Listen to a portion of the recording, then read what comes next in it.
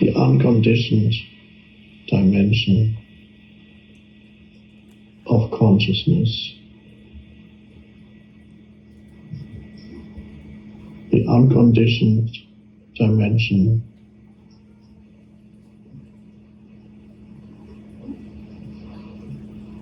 to who you are, you, the unconditioned you, the unconditioned I.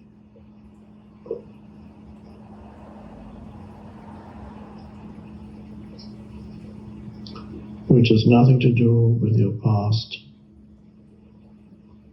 or your physical body,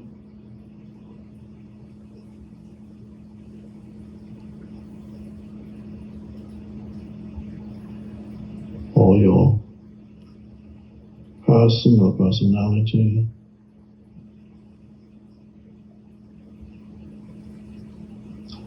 And the unconditioned dimension is not something that you achieve because it's already here. It's something to discover here and now. Achievement, if you think in terms of achievement and associate achievement with spiritual awakening, enlightenment, realization, or achieving the unconditioned consciousness. If you use the word achievement, or if that's the underlying assumption that it is an achievement, there's an implication that it's in the past because you need to achieve it. There's an implication that it's in the future because you need to achieve it. There's something to achieve. So you're pushing it away out of the present, and so you miss it again because you're trying to achieve it. And continuously, as long as you're trying to achieve that spiritual realization, or whatever you want to call it, then it's always one step away from you, or 100 steps, or 100 miles, or 1,000,000 miles. It doesn't matter whether it's one step or 1,000,000 miles, it's not here. That's the underlying assumption, and so you cannot discover it because you think it's something to achieve. And the thought that there's something to achieve in the future prevents you from discovering what's in the present.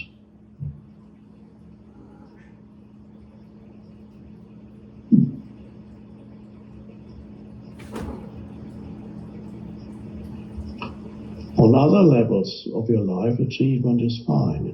It's good to achieve certain things, to learn something new, to bring something into manifestation, to create something, even to have goals.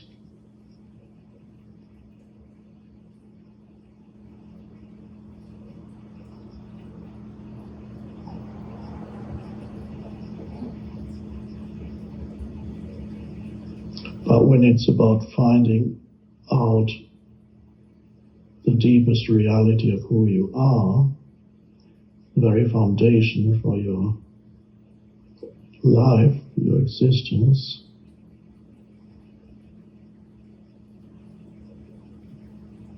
then the idea of achievement is a hindrance.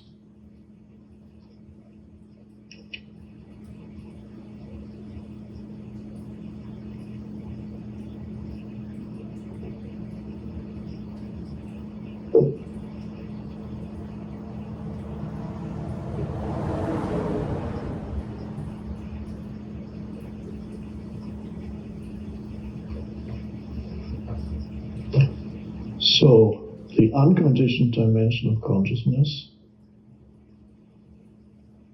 is to be discovered. It is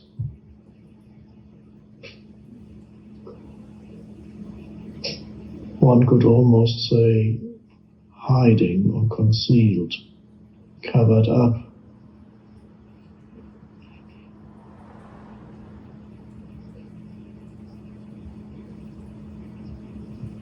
Behind and in between your thoughts,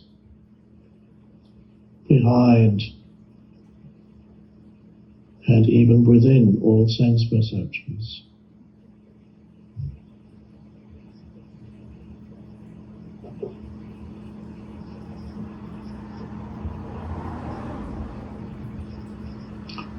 And so to discover it,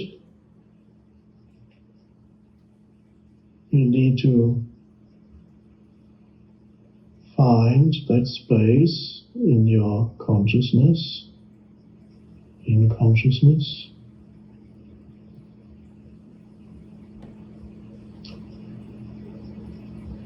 where you're not thinking.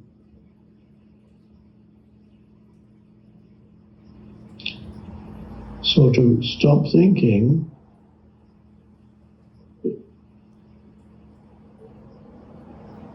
may not be the best way of pointing towards it, although I might have used that expression a few times. To stop thinking again implies that there's some active doing involved. It might also make you believe that thinking needs to be forcefully pushed out of your consciousness, which is not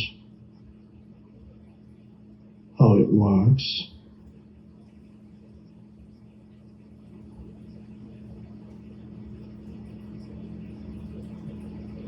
It's to discover that that space of not thinking is already there between when one thought subsides before the next thought comes. There's a space of pure awareness without mind activity. You can do it here because this is a live meditation.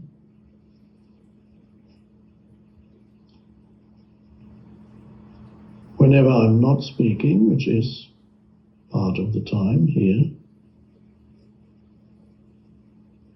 be aware that I'm not speaking. So we have the gaps between one sentence and another sentence, between one word and another word.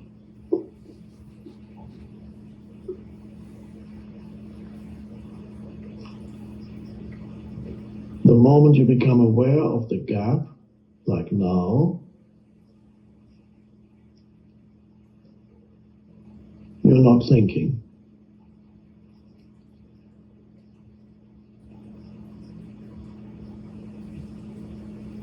It's very subtle and very simple.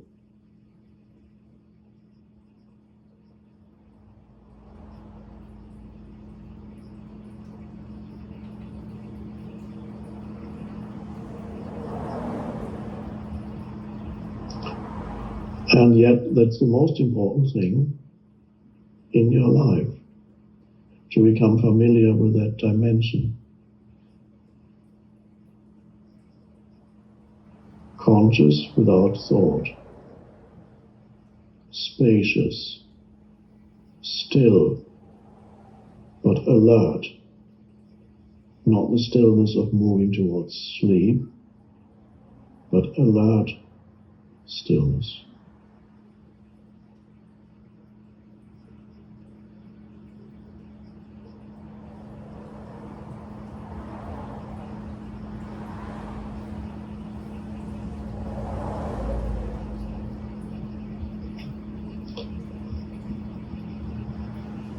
So in daily life, become aware of that space, that inner space of alert stillness, as much as you can.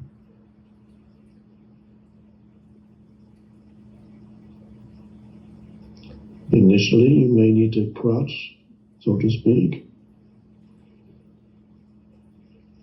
something that helps you. For example, alert sense perception, especially looking at something like the sky, which is spacious, without imposing any thought on it, but being aware of the one who is looking. Whatever you look, it might be the sky, or it could be other things too. You're looking at something, at the same time you're aware that you are looking. Now when I say you, it's not the historical you, not the person, but you as the consciousness.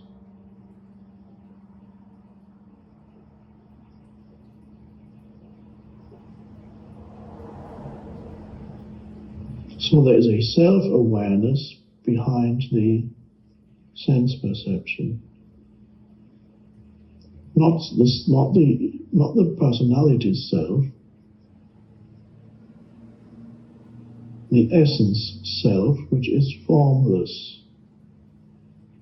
And because it's formless, the Buddha used the expression no self, because he associated self with form. Anything that has a separate sense of identity.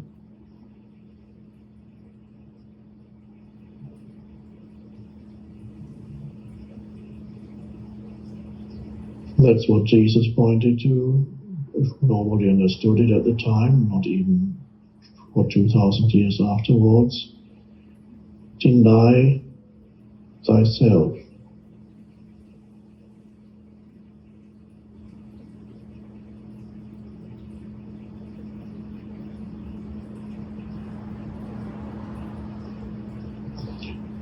There are other translations that would be more suitable. Look away from the self, that what you usually consider yourself.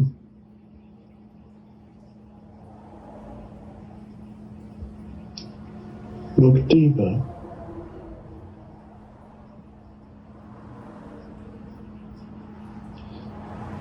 Recognize the ultimate unreality of the conditioned self. So becoming familiar with awareness or presence, pure awareness, pure presence in daily life. Of course, here especially.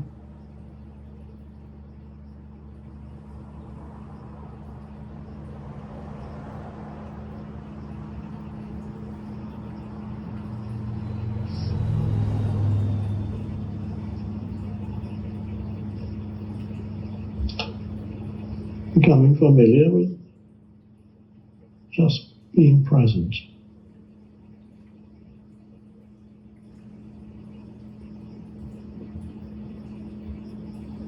As we know, we can use your breath awareness to take you also out of thinking and become present. Feel the inner body. It also can be a crutch or a portal into it. And then a time comes, and it may be now, don't wait for it, when you can just go step out of thinking without needing anything to help you step out of thinking. You can just go, okay, I'm not thinking now. And then you look around, wherever you may be, whether you are in surroundings that are pleasant, conducive to meditation, you could do it there, or whether you're in surroundings that are challenging. And you suddenly discover that the main challenge is not your surroundings or your situation, but your thoughts about it. And even at that moment, you can step out of thinking which implies that you accept that moment completely. Because the moment you step out of thinking, there's nobody there to argue with what is. Because arguing with what is thinking. The moment you step out of thinking, it implies there's complete alignment with the isness of this moment.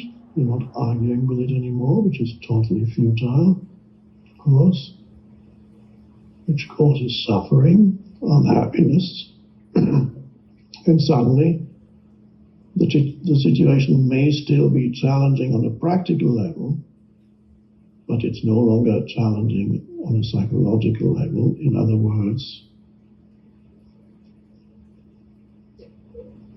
it doesn't make you unhappy anymore. You're not unhappy. Not because you've pushed unhappiness away, suppressed it. No. It dissolved. Because it was created and sustained by thinking.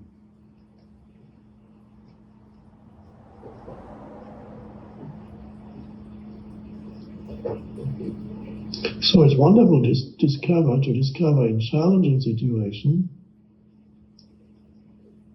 that you can step out of thinking there too. And some people need a challenge to be able to be motivated to take that step out of thinking. They can't stand this unhappiness anymore and suddenly realize it's basically my thinking that's making me unhappy and not what's happening. And they step out of thinking. Oh. And for people who go through extreme suffering, that's the erosion of the ego that can happen in that way, because the ego is identification with thinking. When you're not thinking, there's no ego.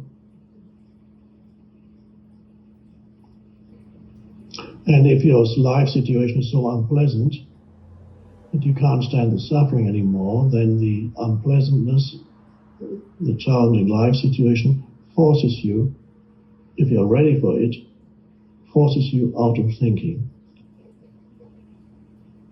Whether it's through serious illness, serious loss, and so on.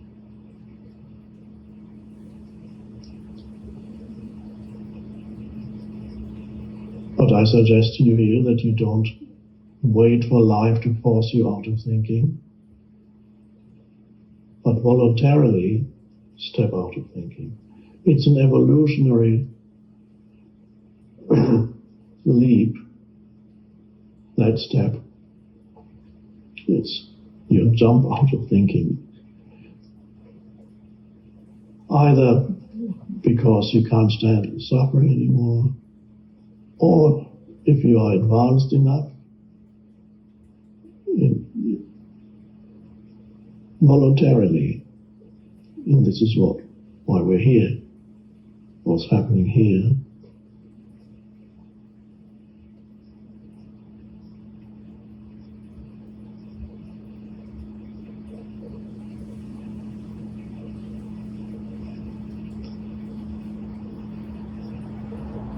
And even while you think, after a while you can notice that there's not a complete loss of awareness in the background, even while you're thinking.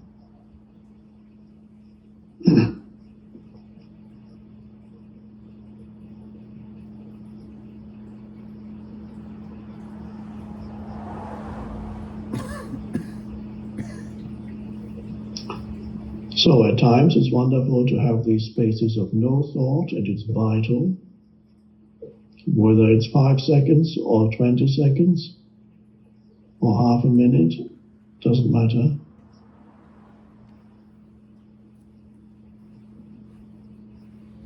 That's the evolution of consciousness. That's the awakening. And gradually you no longer rely on thinking or your sense of identity.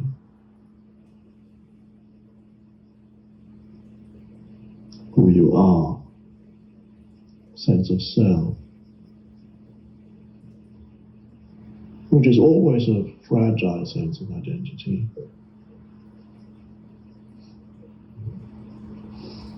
Vulnerable, always lacking in this or that.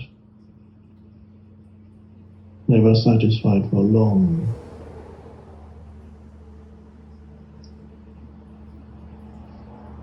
And then the sense of self shifts to presence. You are essentially the presence, awareness. No form, no past, no future.